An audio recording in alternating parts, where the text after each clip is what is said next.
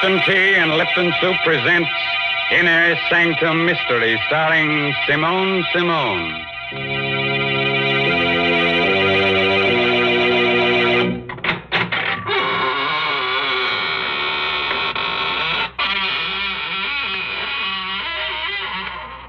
Good evening, friends of the Inner Sanctum.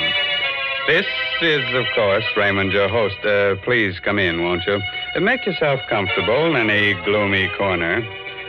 We had intended to have a real surprise for you tonight. Instead of myself, we were going to have a guest ghost to act as host. But, unfortunately, this real ghost caught pneumonia, and he's in a very grave condition. The doctors have given up all hope. He's, going to become alive. Well, Mr. Raymond, I must admit I'm glad that ghost couldn't come. It's difficult enough to talk to you. But heavens, I wouldn't know what to say to a ghost. Oh, well, that's simple, Mary. All you have to do is find out whether it's a he ghost or a she ghost. And if it's a she? Oh, well, then you compliment her on her appearance. You say, darling, what a divine sheet you're wearing. That's right, Mr. Raymond. The ladies are always interested in something new to wear. And right now, I'm going to tell them about something they'll all want. It's a lovely piece of jewelry, a real sterling silver medallion about an inch in diameter. It's the kind of jewelry you find at those smart shops on Fifth Avenue in New York. But the only way you can get it is from Lipton's. The medallion is decorated with a Chinese inscription, and it's hung on a narrow black rayon satin ribbon. That's the height of fashion this year, you know. And here's how you get the medallion. Just send 25 cents and the box top from a package of Lipton's, the tea with the brisk flavor, to the Lipton Tea People, Box 92, New York City. Yes, that's Box 92 in New York City. And now it's time to begin. Our story is called The Black Art. It's an original tale by Milton Lewis.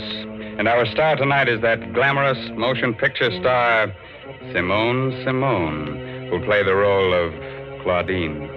So, gather close and get ready to hear a sweet little tale that'll make you wake up screaming for at least the next 2 weeks. You all set? Now remember, if you don't want your hair to stand on end, get someone to sit on your head. Okay? All right, now, let's hear Larry Gifford tell you his story in his own words.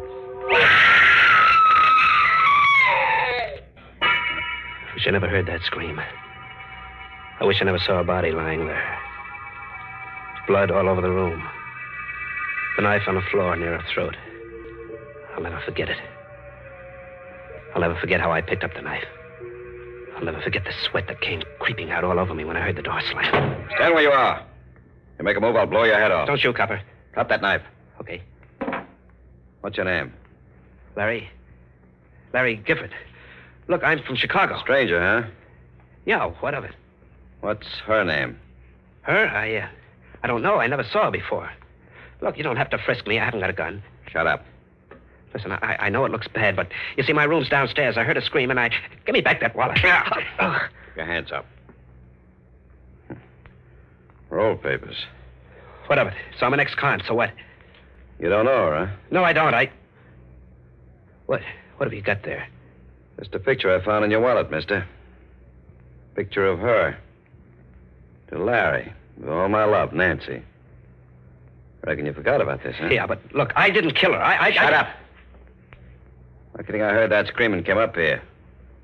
Hold out your hands. Sure. You can have them. Here. Come back here. Come back.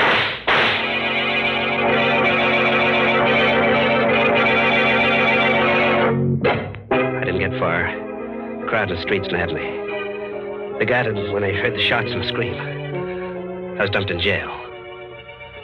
Well, this was a little burg in the bayou country, not far from New Orleans. I was the biggest thing that hit the town since Ripley's Believe It or Not. For them jerks, my trial was a bigger show than Carmen Miranda and Gypsy Rose Lee doing a trapeze act. In no time at all, they sentenced me to be hung. It was the night before they were going to take me to the state pen for the necktie party. I was sleeping, dreaming I was in Africa. They were beating them drums, tom-toms. Suddenly I woke up. Moonlight was shining through the bars of my cell. I listened.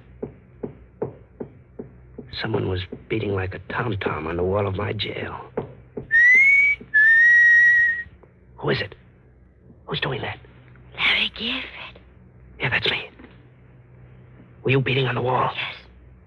I'm under your cell window. What do you want? Drop one end of your tie through the bars. Okay. There. I've got it. What are you doing? Pull up your tie. Okay.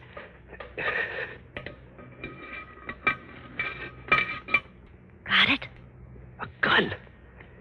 Yeah, I got it. Good luck. Goodbye. Thanks, baby. Whoever you are. What's going on there, Gifford? Huh? Oh, nothing. Why? I heard talking. Oh, I was talking in my sleep. You never done that before. I never was going to be hung before. What you holding there? Come here, I'll show you. What's that?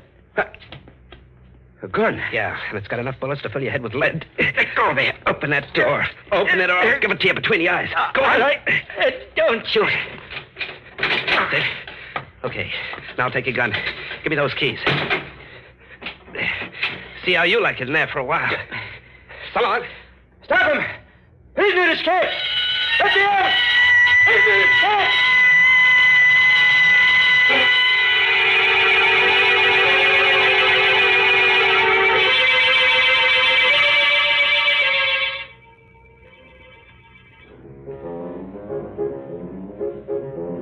The Blue Bottle Bar. Someone told me it was a good joint where they don't ask any questions. It was. I had a few drinks. I was leaning on the bar, looking at a paper. What are you drinking? Scotch. Buy me one. I gave her the once-over. I know something about dames, and she was dynamite with class. She was something. Well? Set up another, Charlie. Cigarette? Here. Thank you. It's a nice cigarette holder. Must cost at least a C. You know a lot, don't you? Enough. I know you. Do you? Sure. There's something about... Wait a second. Here in this evening's paper, your picture. Oh, it's not a very good picture, is it? After seeing you, no. Claudine Lucin, recently returned from France, elected head of art committee. Miss Lucin, member of one of New Orleans' oldest and wealthiest families. I've read it. Turn the page. Why? I want to show you something. Okay. There. Larry Gifford of Chicago, wanted for murder, is sought by police after sensational jailbreak. Better not read anymore. Why? Feel something against your side? Yes. It's a gun. I'm holding it in my pocket. Don't be afraid. I won't give you away. Got a light? Yeah. What do you want? Listen to that music. That tapping. What about it? The way you're tapping your cigarette holder against your glass. I'm just keeping time to the music. I heard that tapping before. Yeah, sure, in the cell. And I heard your voice before. Did you? You gave me the gun. Now let me hear you. What's this all about? You'll find out. Relax. I can't. I guess I had a few too many. My head, I feel like I'm spinning around, getting dizzy.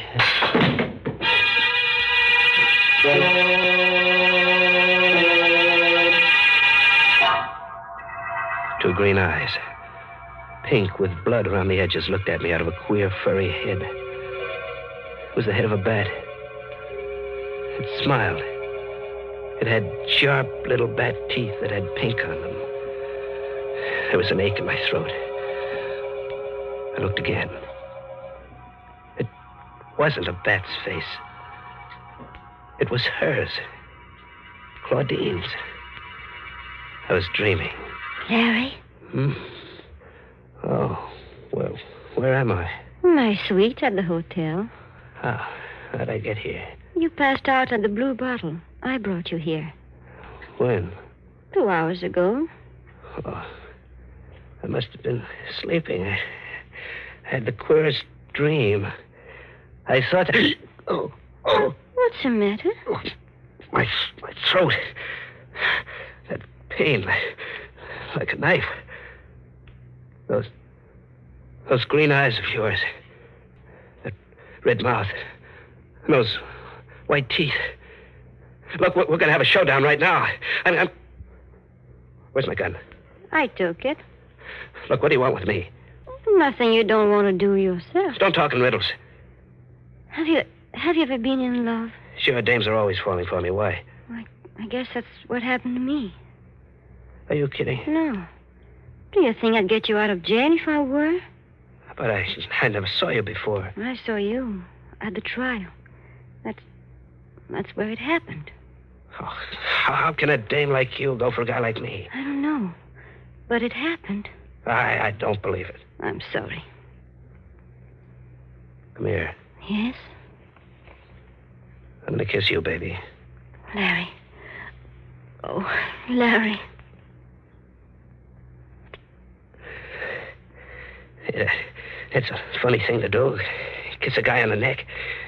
Better wipe that lipstick off. Hey. Look. What's the matter? My handkerchief. That ain't lip rouge on my neck. It's blood. No, you're making a mistake. My neck's bleeding.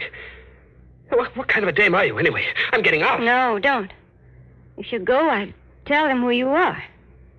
Oh, you will? Yes, and I... Ow! You won't tell them for a while, baby.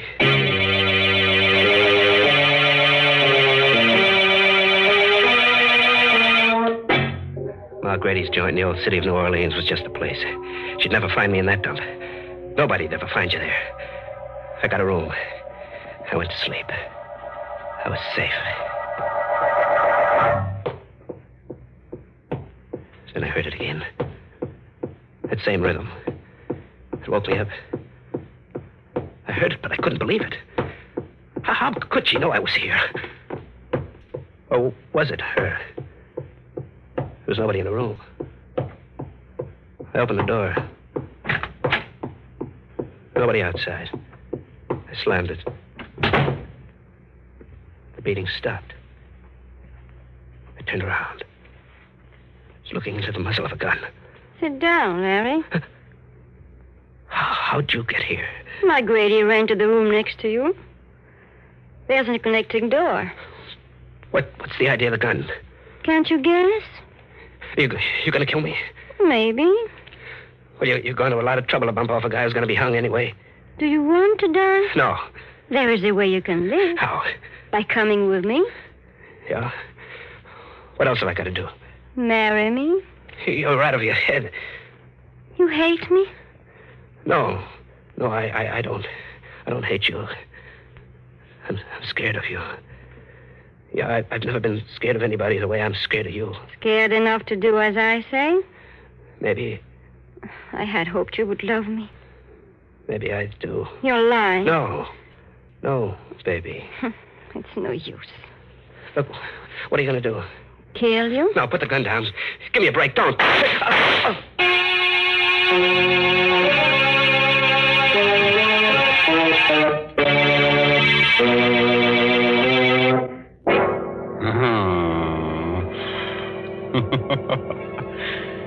Man, that Claudine's a kid of her words. When she tells someone she's gonna kill him, she does it. She'd make a wonderful wife for some Frankenstein monster. She's attractive, a good killer, and she has a well-developed taste for blood. Say, why should I hand her over to some other guy? She's just a gal for me. Nonsense, Mr. Raymond. Why, Mary Bennett, I believe you're jealous. I am not. Yes, you are. You're thinking what a handsome couple you and I would make, strolling down the avenue, me dressed in a shroud, and you wearing your new sterling silver medallion. Now, don't you go making fun of my lovely medallion, because I want all the ladies to send in for one. I know they're going to enjoy wearing it, because it's made of solid sterling silver, and it's really a fine piece of jewelry. Besides, there's a true story behind this medallion, an inspiring story. It seems that the original was given to an American flyer by Chinese guerrillas who rescued him after he'd bailed out over enemy territory. The flyer was told that the Chinese characters on the medallion would identify him and bring him safely through the lines. Well, he did get through. And only then did he learn that the medallion said, "Good luck," in Chinese. Now, there's a story to tell your friends. And to get this good luck charm, just like the one the flyer carried, all you have to do is send 25 cents and the box top from a package of Lipton's, the tea with the brisk flavor, to the Lipton Tea People, Box 92. That's Box 92, New York City. Now, let's get back to our star, Simone, who seems to be making life hard for a guy named Larry. The last time we looked in, she had just shot him. But I've got a tip that that's only the beginning of his troubles. How about it, Larry? What happened then? I went down in a heap when she fired. The bullets caught me in the thigh. I lay there. I made out like I was dead. Larry. She fell for it. She bent over me, a gun in her hand. Larry, are you... Oh! Take it easy, kid. Let go of my hand. Now do I get that gun? Let go. Get that gun if I have to break your arm. No, don't. Oh. Okay. I've got it now.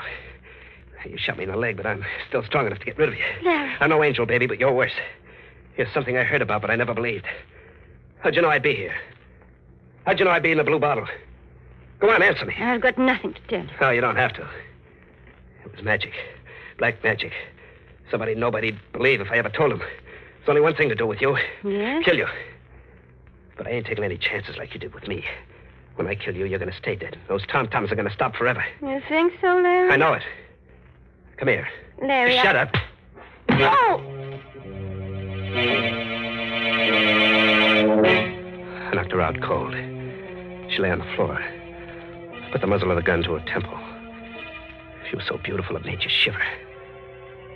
I pulled the trigger. I looked. What I saw nearly made me pass out. A little blue vein on her temple was beating. There wasn't a scratch on her. A little curl of red hair was twisted around her ear. Was I seeing things? I aimed the gun at her heart. Nothing. Not a speck of blood. I stuck the muzzle between her eyes. Shot till the gun clicked empty. I looked. The white skin on her face looked more beautiful than ever. Had to get away. Out of the same city where she was, out of the same state, the same world.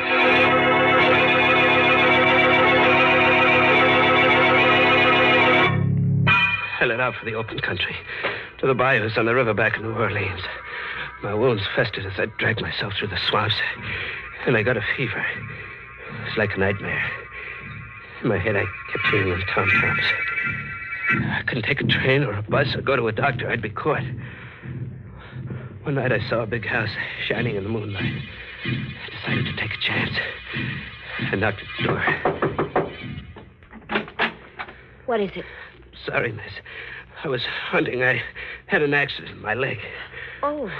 If you let me come in and call a doctor, I'd be very grateful. You don't want to come into this house. Can't you see I need help? You'll never be helped here. There's nothing good here, only evil and fear. So go away, please. I'm warning you. Go away before my sister comes down. What's the matter with you? Don't you see I can hardly move? Go away while you still have the strength to crawl away. Now, believe me. Tell Mr. Gifford to come in and close the door, Cassie. That voice. That's my sister, It's your sister. Claudine Lassan. Good evening, Larry. I was wondering when you'd get here. You know him? Yes. Mr. Gifford and I are old friends. Friends. How can you have a friend? Now, Cassie. He's someone like you. You mustn't mind her, Larry. Cassie isn't quite well. I don't know who you are, Mr. Gifford, but I do know that she's brought you here to kill me. Cassie? I knew it would happen on a night like this when the moon was full. She's been preparing for it for months. I've told everyone about it, but no one will believe me. I've told them again and again, and they say I'm insane. They think I've lost my mind. But she is going to murder me tonight while the moon is full. She's going to murder me.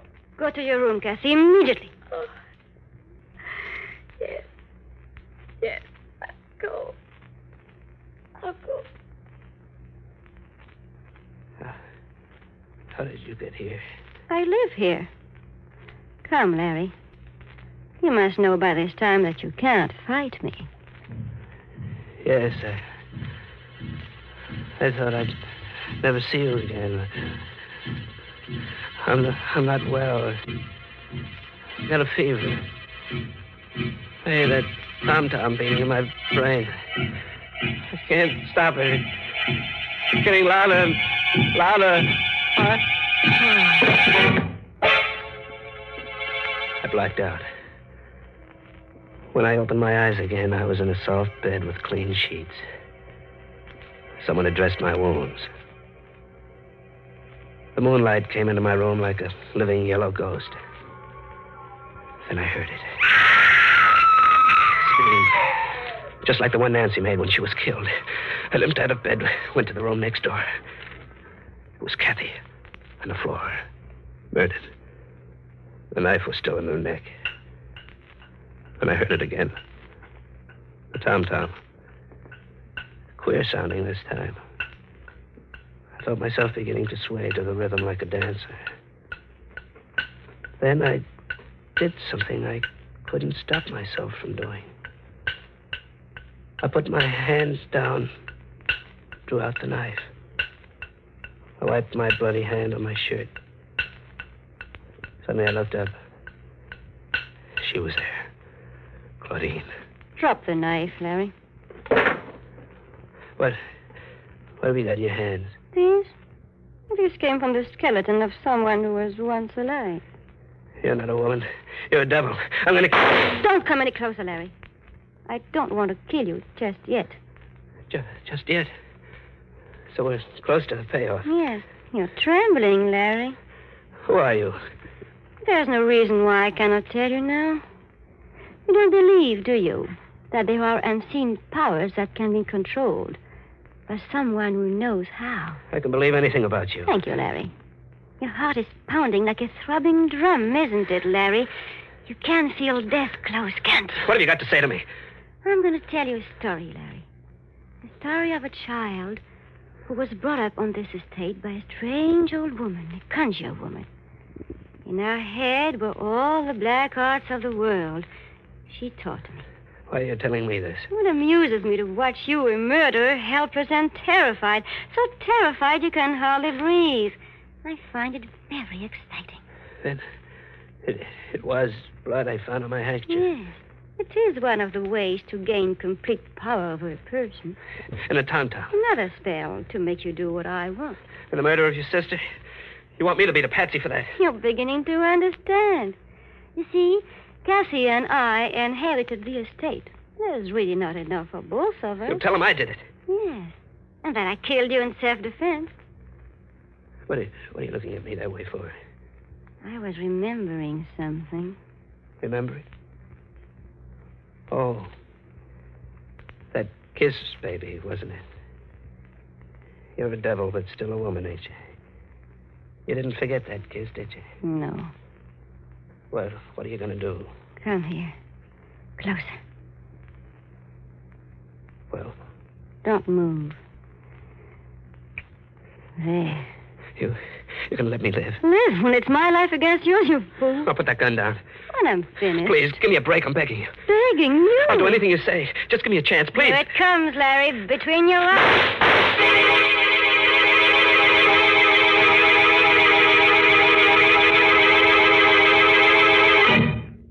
How do you feel today, Gifford? Much better, officer. Leg's healing fine. We checked that crazy story you told us. It's all true. Tell me something. How'd you know to come to the Lucerne place when you're dead? You arrived just in time. A second later, and she would have killed me. Kathy, her sister, phoned us, told us to come out. I came in the room and saw her threatening you with a gun. I shot at her. I had to. Got her in the shoulder. You should have killed her. State will take care of that. Did you believe the story she told you at first? That I killed her sister and she was killing me in self-defense? No. You see, Gifford, we'd found out that you weren't a murderer. You didn't kill Nancy Warren. The man who did that confessed. That made her whole story false. How did she do it, Captain? How did she find out where I always went? Police psychiatrist said she did it by post-hypnotic suggestion. She told you where to go while you were asleep, and you never realized that you were always doing just what you wanted. But the bullets, when I shot at her and tried to kill her, how'd she do that? was all carefully planned. The first shots she fired at you were real bullets. The others in the gun were blanks. She wanted to get you so thoroughly under her power that you think she couldn't be killed. You see, all this so-called black magic has an explanation. Has it? I wonder.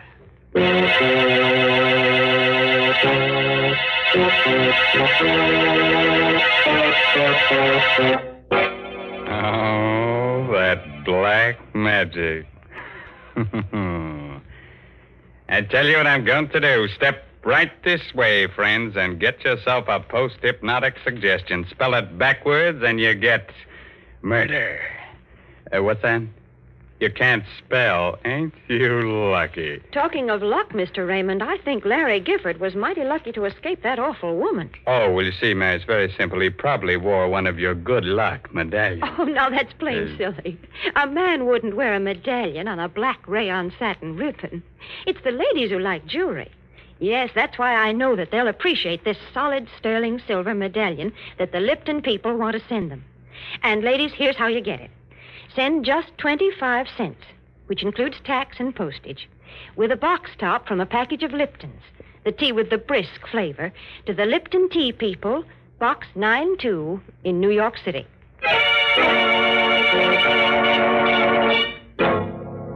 The moral for tonight's assault on your nerves is never marry a dame who sucks blood out of your throat. Such dames give you a pain in the neck.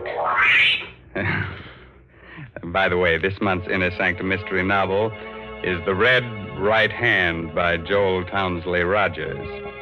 Yes, and don't you dare miss next week's story, directed by Hyman Brown and brought to you by Lipton Tea and Lipton Soup. Next week's story is about a pair of murderers who get scared to death. They're more frightened than the guy they're murdering. So if you hear some static on your radio next Tuesday, it'll just be their knees knocking together. Well, now I guess it's really time to close that there squeaking door. So, good night, for real. Pleasant dreams.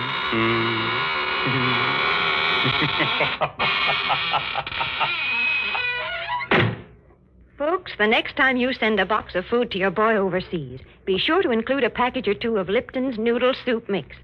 You see, Lipton's is just like a taste of home. It has the same homemade chickeny taste as the soup you make yourself. The soup your boy's always been so fond of. That's why it's such a thoughtful, welcome little gift to send Lipton's. And as you know yourself, Lipton's noodle soup makes a grand snack. So remember, send a package or two to your boy. And remember to tune in next Tuesday night for another Inner Sanctum mystery. This is CBS, the Columbia Broadcasting System.